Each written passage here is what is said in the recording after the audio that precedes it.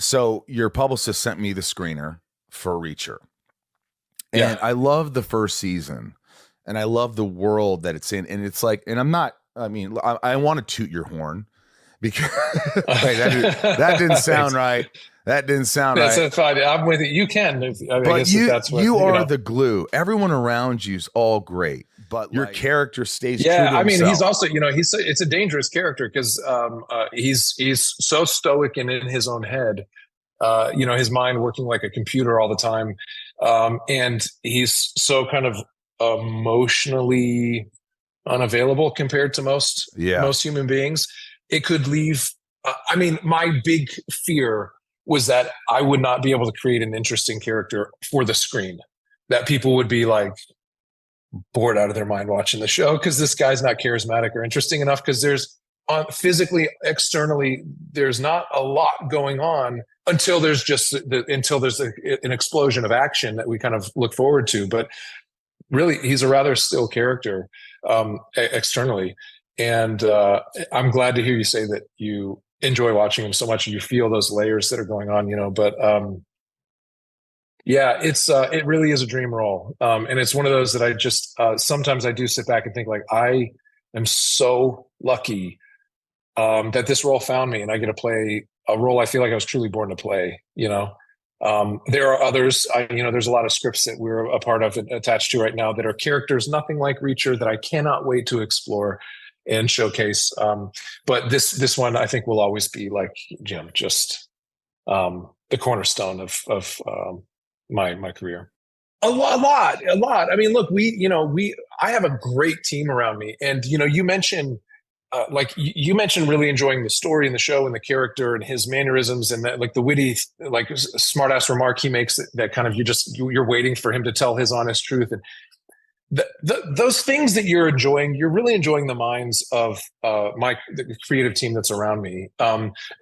Nick Santora, the showrunner, who does an unbelievable job bringing the Reacher to life that we know and love in the books.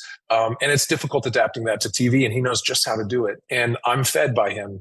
And Don Granger at Skydance and Dana Goldberg at Skydance, all the executive partners that are like really making sure we're picking the right books and all the, adapting it well for TV. Sam Hill, our producing director. There are people around us that people cannot appreciate the way that I appreciate them, that are making Reacher what it is for people to enjoy. That has to be said.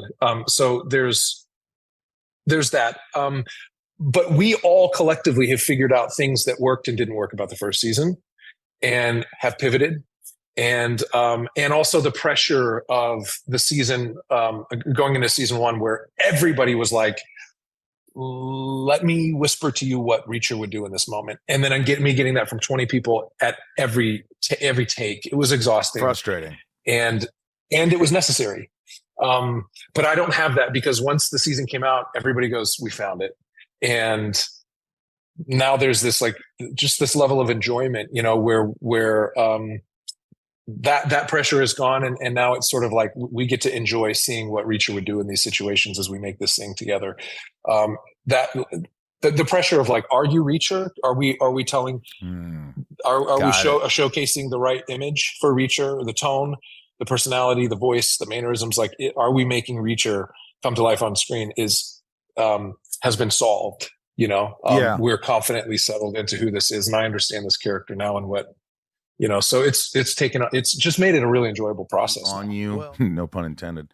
Man, I always felt like at the end of the day, because I worked so hard. People have no idea, dude. I set up entirely new methods for how I can learn scenes so that I could learn everybody's line, including mine. So I would learn not just my lines, I would learn everybody else's. And by knowing the scene that well, it gave me the opportunity to have 20 people tell me how they want me to do the scene and to pivot and do it that way. So I left so many options on the table season one. There was no question about, like, did I get the right Reacher? I knew there was some version of Reacher there. You just had to take your pick, and that came from that came from the work. So it wasn't so much that, it was just the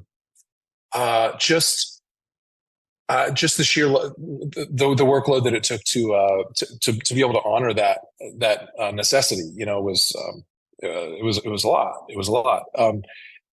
And that part of the process is gone now, you know. So now I can approach it much more like any other project or a film, you know, and that's it just helps, you know. Yeah.